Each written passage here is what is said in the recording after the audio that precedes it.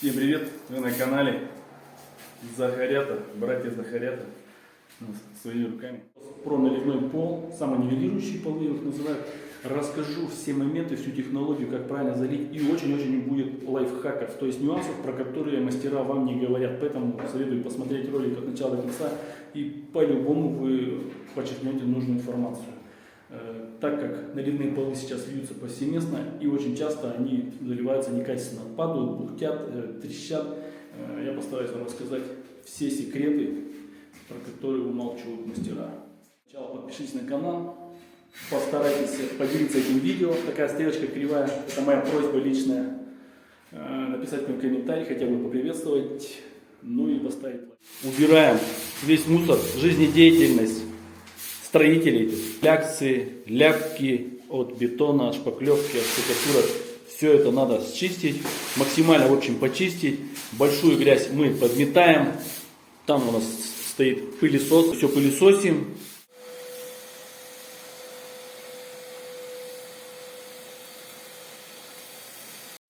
Швы, различные трещины, все, что есть в полу, нужно заделать. Особенно, если вы в многоэтажках живете, чтобы снизу не удивлять соседей. Так как наливные полы, они очень текучие, в каждое маленькое отверстие могут забежать. Тут у нас стена из гипсокартона, шов будет запениваться. А вот этот стык, утеплитель, чтобы туда он не убежал, заделаем густым раствором. Можно заделать всякие вот эти трещины герметиками, пеной монтажной, густыми растворами всякими различными. Все. После этой заделки начинаем грунтовать. Или же, так как нас двое, параллельно на первый слой грунтуем. Я заделаю все трещины, хожу. Помещение загрунтовали на один раз. Ждем сейчас, чтобы грунтовка. Первый слой у нас высох. По периметру цементно-песчаной смесью. Какая у нас есть подручная, там, что у вас будет. Все заделали, все трещины, швы. Даже если кажется, что вроде не сквозная трещина, лучше ее замазать. Ну и под гипсу, как я говорил, запенили пеной. По грунтовке сейчас момент обсудим. Наливные полы, они приклеиваются как бы к основанию. И чтобы этого нам достичь, нам нужно основание тщательно обеспылить, а также загрунтовать. Для наливных полов характеристика грунтовки должна быть в районе 14% сухого остатка. Если я не ошибаюсь, 14-16. Что такое сухой остаток? Сухой остаток, у меня есть ролик про грунтовки. Я там все объяснял, как грунтовка, что из чего их делают и что такое понятие сухой остаток.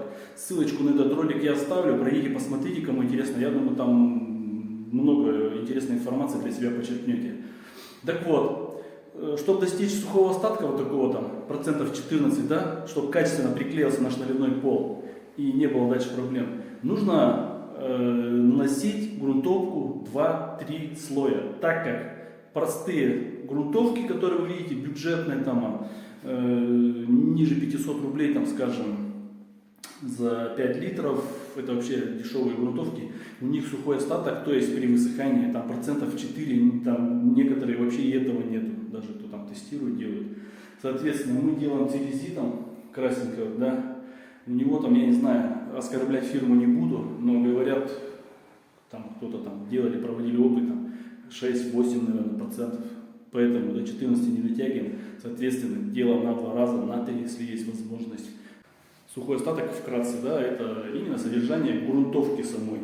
То, что она жидкая, это вода, то есть это проводник, разбавленный водой, чтобы она в поры везде зашла грунтовочка у нас хорошо, глубоко, и потом, когда вода высыхает, вот именно именно рабочий материал, сухой-то остаток есть там. Вот, чтобы достичь 14%, короче, нужно как минимум на 2 раза хорошей грунтовкой грунтовать. Есть специальные грунтовки дорогие там под этим, там можно за раз, наверное, бахнуть. Но типа церезитов такие, да, 2-3 раза делаем и не заморачиваем. Ребята, бахнули на 2-й раз, прямо вот так вот не жалеем, лужицами, пускай побольше будет. Тут, как говорится, кашу маслом не испортишь.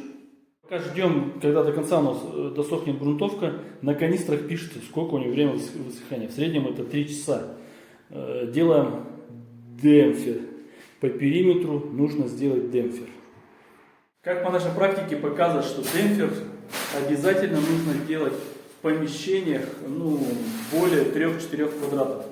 До 2 квадратов, до 2-3 мы делаем без демпфера, без этого. И полы прекрасно заливаются, и никаких проблем никогда не было.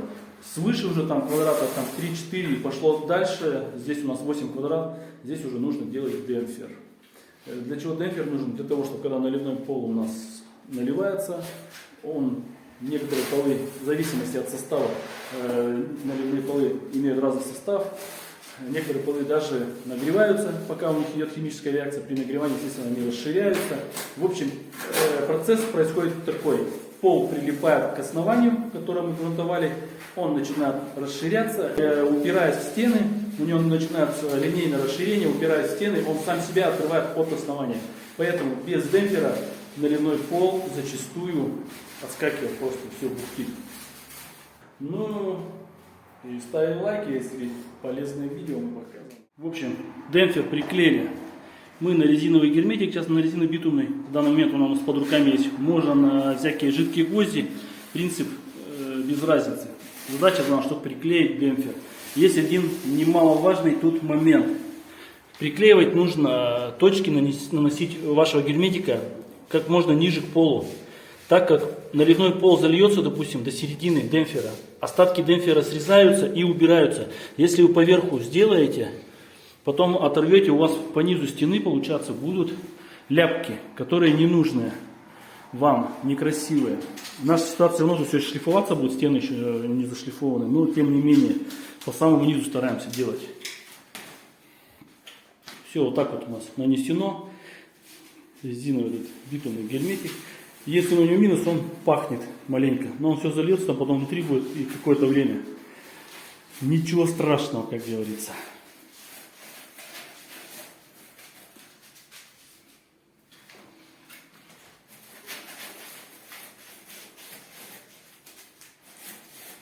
Крепление тут особо не надо, супер мощное, лишь бы держался демпфер.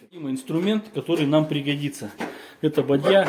Как можно больше бадью надо, в зависимости от помещений. У нас вот такая в наличии, маленькая, конечно, но будем в 2-3 этапа заливать по-быстрому. Потом валик. Я рекомендую вот такой вот, типа по бетону он, для наливных полов с маленькой щетинкой, но вот этот показал себя лучше. Вот черный вот такой вот он. Нам больше нравится, он лучше прокатывает. Ну и щетина высокая. И также вот такие басалыги, вот на таких шипах. Но если маленький объем, можно изгольнуться и без них. Но у нас они есть и есть. Смотрите, в них удобней. То есть одеваются на обувь, ходить можно по полу уже по налитому. Не оставляет следов, ничего. Длина вот этих шипов тоже разная. Мнение ошибочное у людей. Если вльют наливной пол, соответственно думают, что его вылили куда-то, и он растекся, и все будет в уровне.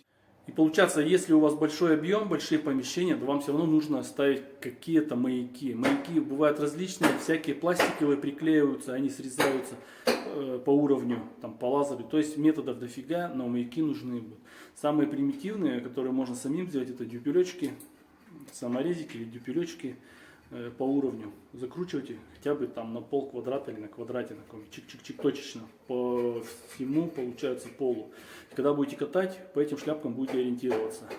Простой такой, довольно-таки надежный метод. То есть, да, на маленьком объеме он более-менее выровняется, но если вы по большой площади будете гнать, вы можете накосячить, он получиться с провалом может запросто. На маленьком помещении 2-3 квадрата можно вообще без маяков. Ну и тут у нас не принципиально идеальный, чтобы там был пол, да и кое-какой опыт есть у нас, как-никак. Поэтому мы никакие маяки ставить не стали, здесь мы так закатаем. На третий раз увлажнили грунтовочкой. Он сейчас еще подсох, но обязательно ждем полного высыхания первых 2 слоев. Полное высыхание, там 3 часа, 3,5 высохло. Сейчас на третий раз мы подмазали. Он такой сейчас становится липкий. Ну, то есть, это не обязательно, но мы так делаем. Короче, смотрите, заводим смесь по норме. Читаем то, что на мешке. В нашей ситуации 4,2-4,8 литра на мешок. Берем мерную тару, 3-литровую банку. Будем сейчас отмерять. По 2 мешка должно у нас влазить. И тут главный момент, главный вот лайфхак очередной. Производители наливных полов добиваются пластичности, чтобы он растекался, да, и в то же время у них должна быть, соответственно, марочная прочность. Марочная прочность достигается сбалансированными компонентами, то есть вода, смесь. Если чуть больше льем воды, соответственно, марочная прочность у нас падает. И вот тут палка о двух концах. Если вы будете наливные полы делать четко по нормам, это секрет не только от меня, от всех мастеров даже, я бы сказал, кто занимается полами. Если будет четко по норме делать, у вас будет пол густоватый, и вам его никогда не раскатать в жизни. Он никогда ровно, идеально не растекется, не сделается. Соответственно, воды лить нужно всегда чуть-чуть больше нормы, там буквально на пол-литра. В этом мы теряем марочную прочность, нужно это понимать. Но если хотите ровный идеальный пол, к сожалению, воды нужно чуть больше лить. Производители, подстраховавшись, сделали воды чуть меньше, для того, чтобы потом в судах их не затюнкали. То, что там пол мягче, марочная прочность не выдержана. Соответственно, и иначе никак. Но вы должны это знать и понимать. Хотите гладенький, ровненький пол, воды чуть больше. Если же вы гонитесь за марочной прочностью, то есть, допустим, укладки кафельной плитки, у вас будет укладка кафельной плитки, и вам важнее марочная прочность, но пол пусть чуть-чуть даже неровно зальется, потому что все равно плиточкой можно потом его изгладить. Соответственно, льем по норме и не паримся. Ну и сразу же о составах. Наливные полы вы должны подбирать под себя. Если вы будете укладывать кафельную плитку, подбирайте состав такой, чтобы наливной пол был под кафельную плитку. Не все полы подходят под плитку, не все полы подходят под теплый пол. Если у вас под теплый пол будет теплый пол, соответственно, на наливных полах в характеристике должно быть указано, что он подходит для теплого пола. Итак, под все ваши потребности подбираем наливной пол. Они еще есть несколько категорий, есть стартовые полы, они более грубые, потом более гладкие, финишные там. Короче, вариантов много, нужно читать характеристики. Основная из характеристики, что это толщина наливного пола. Некоторые до сантиметра льются, одни от 5 миллиметров до 60 миллиметров. То есть разное, тоже смотрим, какие у вас перепады, и под это тоже подбираем пол. Соответственно, все характеристики, какие вам нужны, выписали на листочке, и по этим уже характеристикам идем покупать наливной пол. Вот такой совет.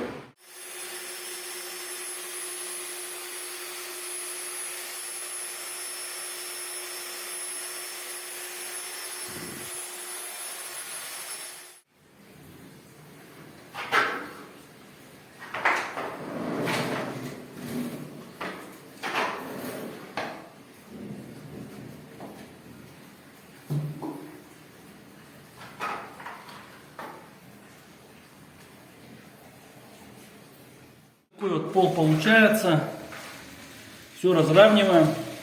И есть еще один нюанс. Так как у нас тонкий пол, мы сразу раскатали все. Если вы будете пол лить там, более 10-15 миллиметров, то желательно сделать еще один дополнительный инструмент, так называемый швабра. То есть берется поперечина, любая палка, там, пластик, хоть что там. Мы из профилей раньше делали, полметра шириной примерно. К ней делается ручка.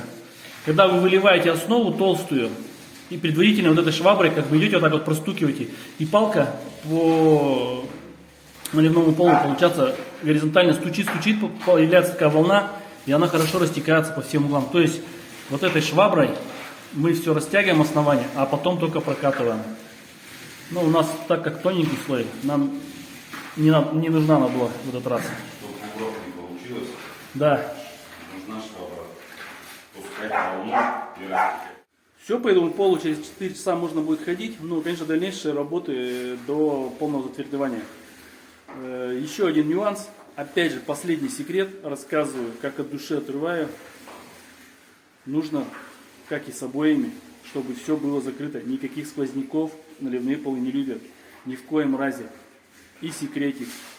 Делайте, когда наливной пол в помещении должно быть влажно. Если у вас сильно сухо в квартире, закрываем батареи, нет возможности закрыть батареи, завешиваем их чем-нибудь, чтобы не было жарко.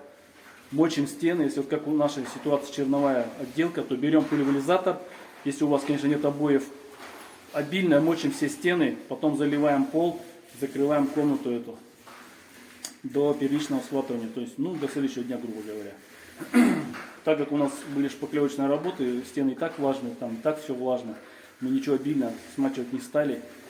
Сейчас заканчиваем заливать, сюда весим полиэтиленовую пленку, чтобы там было влажно в помещении. при соблюдении вот этих всех условий и наших секретиков, ребята, у вас получится качественные полы. Вот и все. Если было видео полезно, обязательно лайки, поделитесь видосиком, кривая стрелочка, напишите какой-нибудь комментарий, хотя бы полезно, не полезно, и свои нюансы какие-то, если что-то вы знаете, дополнить. И надеюсь, с нашими подсказками у вас все получится.